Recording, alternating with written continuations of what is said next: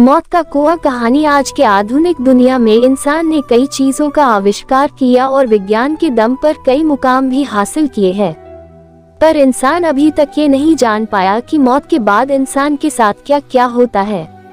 लोक कथाओं की माने तो कई जगह पर ये माना जाता है कि इंसान के मौत होने पर वह तारा बन जाता है। जैसे गांव बदलते हैं वैसे ही कहानियां भी बदलती है। बात कुछ साल पहले की है। मैं अभी नहाकर लौटी थी कि खबर आई कि गांव के पुराने कुएं में कुसुम गिर गई है।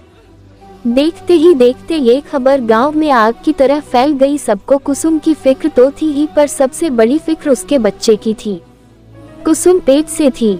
मैं दौड़ी दौड़ी पुराने कुएं के पास पहुंची तो देखा वहां पर पहले से ही भीड़ जमी हुई है। गांव के एक आदमी ने कुएं में छलांग लगाई और कुसुम की लाश को रस्सी बांधी, क्योंकि कुसुम को तैरना नहीं आता था और उसने दम तोड़ दिया था। उस समय वह पेट से थी। पानी में गिरने के बाद वह चीखी होगी, चिल्लाई होगी, पर पुराने कुएं में कम ही लोग पानी भरने आते थे, क्योंकि कुसुम का खेत कुएं के बगल में ही था, इसलिए उसका इस कुएं पर आना जाना लगा रहता था। पहले भी कई बार वह इस कुएं से पानी भर चुकी थी, पर इस बार उसकी किस्मत में कुछ और ही लिखा था।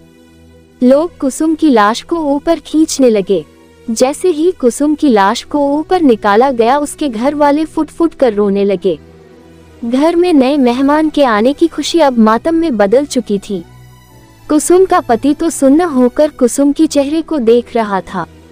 ना ही वो रो रहा था और ना ही उसके आंख से आंसू आ रहे थे, तो बस बिना अपनी पलकें झपकाए कुसुम को देखते ही जा रहा था। कुसुम तो वैसे दुबली पतली ही थी, मगर पानी में ज्यादा देर रहने के कारण उसका शरीर फूल गया था।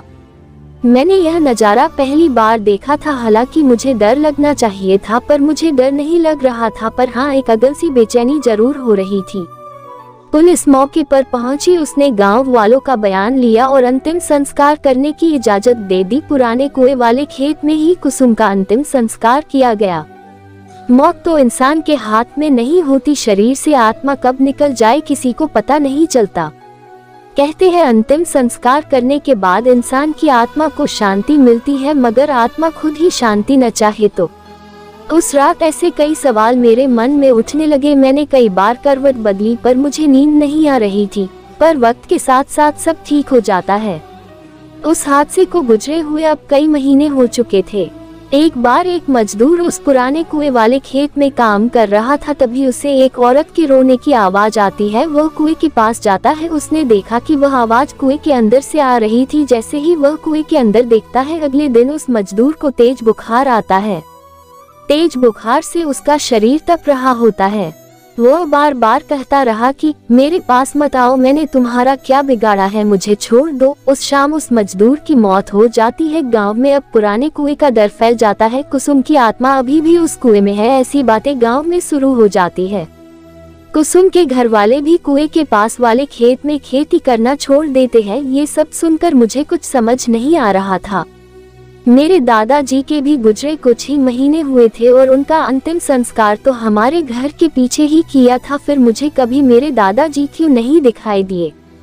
मेरे दादाजी कहते थे कि इंसान मरने के बाद कुत्ते का जन्म ले लेता है। इत्तेफाक से दादाजी के गुजरने के दूसरे ही दिन हमारे घर में कुत्ते का एक बच्चा लाया गया, जिससे कि घर की और खेती पर नजर रखी जाए।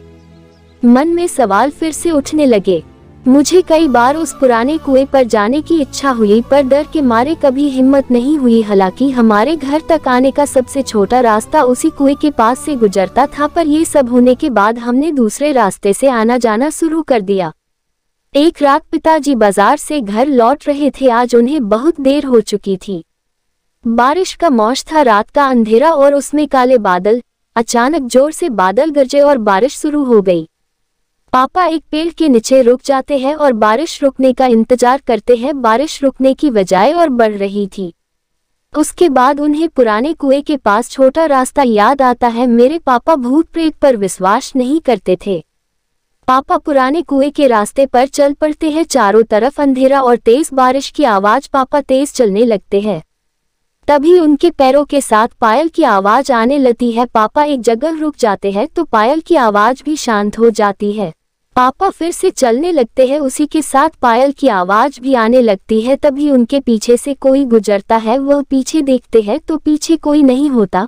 पर जैसे ही वह आगे देखते हैं उन्हें कुसुम की आत्मा दिखाई देती है। उसे देखकर पापा की आंखें फटी की फटी रह जाती है। वह डर के मारे पीछे जाने लगते हैं और कीचड़ में फंसकर गिर जाते हैं।